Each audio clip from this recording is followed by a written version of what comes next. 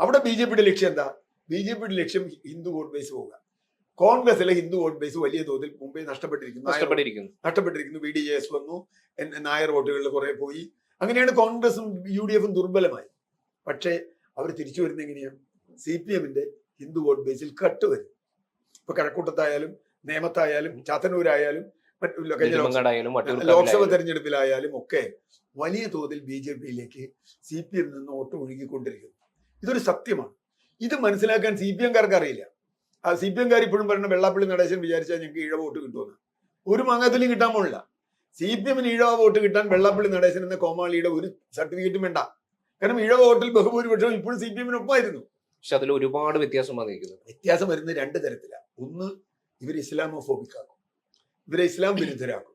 ഇസ്ലാം വിരുദ്ധരായാൽ ഏത് നിമിഷവും ഇവർക്ക് വേണമെങ്കിൽ ചെയ്യാം. അതുകൊണ്ടാണ് കഴിഞ്ഞ ലോക്സഭാ തെരഞ്ഞെടുപ്പിൽ ആലപ്പുഴ ജില്ലയിലെയും കൊല്ലം ജില്ലയിലെയും തിരുവനന്തപുരം ജില്ലയിലെയും പല മണ്ഡലങ്ങളിൽ നിന്നും വലിയ തോതിൽ CPM-ന്റെ വോട്ട് BJP-യിലേക്ക് പോയി.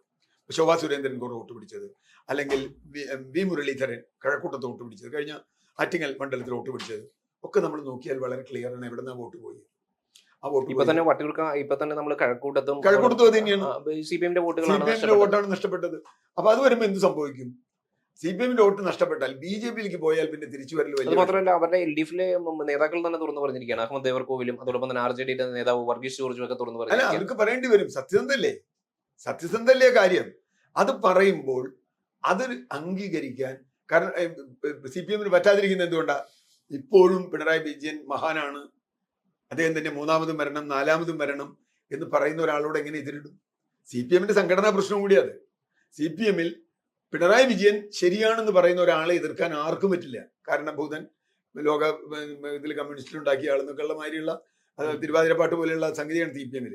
എപ്പോൾ CPM-ൽ ശക്തമായി നിന്ന് മതേതര വിഭാഗം പിണറായി വിജയ, നിങ്ങൾ ഈ CPM-നെ ഇല്ലാതാക്കാൻ ശ്രമിക്കുന്ന വെള്ളാപ്പള്ളിയുടെ സഖാവായി നിർത്തുന്നിടത്തോളം കേരളത്തിൽ CPM-ന് അടിത്തറ ഇളകിപ്പോകും എന്ന് പറയാൻ കഴിയില്ല.